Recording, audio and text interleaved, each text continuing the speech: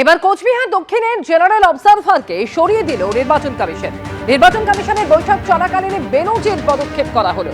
সরানো হলো কোচবিহার দক্ষিণের সাধারণ পর্যবেক্ষককে। বৈঠক চলাকালীনই পর্যবেক্ষককে সরিয়ে দিল নির্বাচন কমিশন। জেনারেল অবজারভার অনুরাগ যাদবকে সরালো নির্বাচন কমিশন। অবিলম্বে সাধারণ পর্যবেক্ষককে দায়িত্ব থেকে সরিয়ে দেওয়ার নির্দেশ দেওয়া হয়েছে। বিধানসভা কেন্দ্রের মোট ভোটগ্রহণ কেন্দ্রের সংখ্যাই জানতেন না ওই পর্যবেক্ষক। সাধারণ পর্যবেক্ষককে সরিয়ে দিয়ে কড়া পদক্ষেপ নির্বাচন কমিশনের।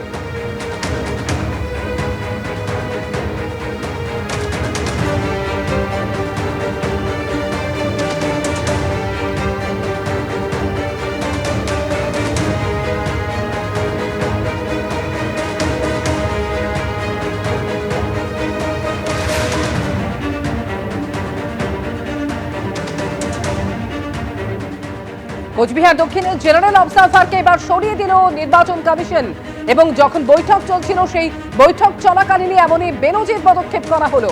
কোচবিহার দক্ষিণের সাধারণ পর্যবেক্ষক অনুরাগ যাদব তাকে সরিয়ে দেওয়ার সিদ্ধান্ত নিল নির্বাচন কমিশন। পশ্চিমবঙ্গের ভোট নিয়ে আরো একবার কড়া বার্তা নির্বাচন কমিশনের। এবার ভোট হবে ভয় শূন্য, হিংসা মুক্ত। এবারের ভোটে কোনো জবরদস্তি হবে না। এবারের ভোটে কোনো রকম ছাপ্পা, বুথ জ্যামিং, সোর্স জ্যামিং হবে না। প্রথম দফা ভোটের যেখানে আর 15 দিন বাকি রয়েছে তার আগে ফের একবার কড়া বার্তা দিল নির্বাচন কমিশন। সরাসরি রয়েছে আমাদের সঙ্গে প্রতিনিধি রুমা পাল। রুমা, ভয়মুক্ত এবং অবাধ ভোট করতে নির্বাচন কমিশন যে বদ্ধপরিকর সেটা একেবারে বারে বারে স্পষ্ট করে দিয়েছে। ঠিক কতটা কড়া পদক্ষেপের পথে হাঁটতে চলেছে নির্বাচন কমিশন?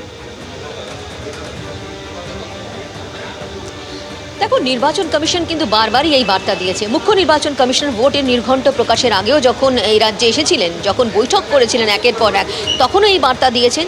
এখন দেখা যাচ্ছে তৃণমূল কংগ্রেসের প্রতিনিধি দল যখন দিল্লিতে গেল তখনও কিন্তু নির্বাচন কমিশনের স্পষ্ট বার্তা এবং জানাচ্ছে যে নির্বাচন কমিশন তৃণমূল কংগ্রেসকে স্পষ্ট জানিয়েছে যে তারা এই রাজ্যে কিন্তু ভয়হীনভাবে ভোট করাতে চাইছে। কোনোভাবে ছাপ্পা নয়, বুথ জ্যামিং নয়, সোর্স জ্যামিং নয় এবং কোনোভাবেই যাতে হুমকি নয়, হিংসা ছাড়া, এই বক্তব্যই কিন্তু তাদের নির্বাচন কমিশন জানিয়েছে। তবে এটাও ঠিক, নির্বাচন কমিশন তৃণমূল কংগ্রেসের প্রতিনিধি দল যাওয়ার পর যখন এই বার্তা নির্বাচন কমিশনের তরফ থেকে আসে, যদিও তৃণমূল কংগ্রেসের পক্ষ থেকে বলা হয় যে এই ধরনের বিষয় কিন্তু বৈঠকে ওঠেনি, তবে এটাও ঠিক যে যখন তৃণমূল কংগ্রেসের ডেরেক ওব্রায়ান বলছেন যে তাদেরকে বেরিয়ে যাওয়ার কথা বলা হয়, সেক্ষেত্রেও কিন্তু নির্বাচন কমিশনের পাল্টা যুক্তি দিচ্ছে যে কোনোভাবেই যাতে কমিশন রুমের শৃঙ্খলা ভঙ্গ না হয় সেই ক্ষেত্রে কিন্তু অনুরোধ করেছিলেন মুখ্য নির্বাচন কমিশনার। কোনোভাবেই যাতে কোনো চেঁচামেচি না হয়, কোনোভাবেই যাতে শৃঙ্খলা ভঙ্গ না হয় সেই কথাই জানানো হয়েছিল।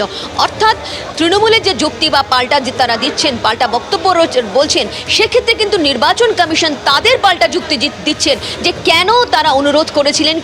অর্থাৎ তৃণমূল কংগ্রেসের প্রতিনিধি দল গিয়ে সেখানে চেঁচামেচি করতে, এটাই কিন্তু স্পষ্ট হচ্ছে। বারবার কিন্তু নির্বাচন কমিশন স্পষ্টই জানাচ্ছে যে এই রাজ্যে কিন্তু হিংসা হয়, সাধারণত এটার অতীত রয়েছে। Pre pole violence, post pole violence হয় এবং পোল ডেতে ভায়োলেন্স হয়। সেক্ষেত্রে যাতে ভয়হীনভাবে কিন্তু এই ভোট হতে পারে, হিংসা ছাড়া এই ভোট হতে পারে। ভোট কিভাবে করতে হবে তা নিয়ে ফের একবার কড়া বার্তা নির্বাচন কমিশনের। ইতিমধ্যেই জানেন আপনারা যে এসআইআর এ রাজ্যে 90 লক্ষের বেশি ভোটারের নাম বাদ পড়েছে। 60 লক্ষ বিচারাধীন ছিল, যার মধ্যে 27,16,393 জনের নাম বাদ পড়েছে। এসআইআর এর খসড়া তালিকাতেই প্রথমে 58 লক্ষের নাম বাদ পড়েছিল এবং এরপরে যে চূড়ান্ত তালিকা প্রকাশিত হয় সেখানে আরো 5.5 লক্ষের নাম বাদ পড়ে। আর এবার বিচারাধীন লিস্ট থেকে প্রায় 27 লক্ষের নাম বাদ পড়লো। আর এই নামবাদের তালিকায় একেবারে শীর্ষেই রয়েছে মুর্শিদাবাদ, তারপরেই রয়েছে উত্তর 24 পরগনা এবং মালদা। বিচারাধীন তালিকায় মুর্শিদাবাদের 4.5 লক্ষেরও বেশি নাম ডিলিট হয়েছে এবং মালদাতে বাদ পড়েছে 2,39,000-এরও বেশি নাম। বিচারাধীন তালিকাতে 24 পরগনায় বাদ পড়েছে প্রায় 5.5 লক্ষ ভোটারের নাম।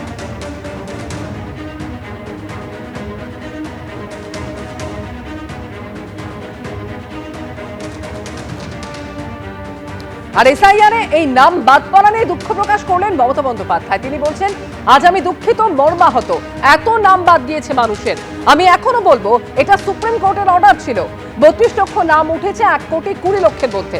আর কি বললেন তিনি, শুনুন। আমি মনে দুঃখ নিয়ে করছি, কারণ এত নাম বাদ গিয়েছে মানুষের। আমরা এখনো বলবো এটা সুপ্রিম কোর্টেরই অর্ডার ছিল। 32 লক্ষ নাম উঠেছে 1,20,00,000 মধ্যে, সেটাও আমার কোর্টে কেস করার জন্য। বাদ বাকি 58 লাখ খোলাই হয়নি।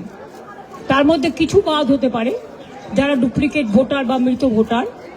বাদ বাকি এমনকি অ্যাডজুডিকেশনে যে 27 লাখ কয়েক হাজার বাকি আছে, 50,000 60,000 মতো, তাদের ভোটাধিকার দেওয়া উচিত বলে আমি মনে করি। পরে নাম তুলে কি হবে? তারা তো ভোটটা দিতে পারবে না।